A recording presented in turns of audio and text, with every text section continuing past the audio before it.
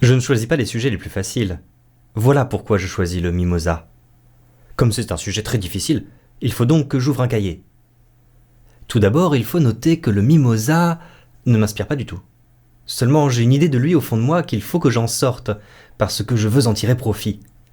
Comment se fait-il que le mimosa ne m'inspire pas du tout, alors qu'il a été l'une de mes adorations, de mes prédilections enfantines? Beaucoup plus que n'importe quelle autre fleur, il me donnait de l'émotion. Seul de tout, il me passionnait.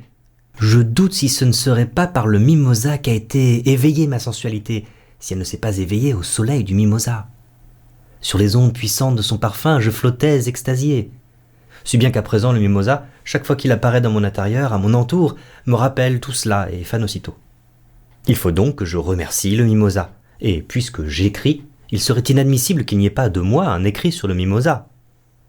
Mais vraiment, plus je tourne autour de cet arbuste, plus il me paraît que j'ai choisi un sujet difficile. C'est que j'ai un très grand respect pour lui, que je ne voudrais pas le traiter à la légère, étant donné surtout son extrême sensibilité. Je ne veux l'approcher qu'avec délicatesse. Tout ce préambule, qui pourrait être encore longuement poursuivi, devrait être intitulé « Le mimosa et moi ». Mais c'est au mimosa lui-même, douce illusion, qu'il faut maintenant en venir. Si l'on veut, au mimosa sans moi.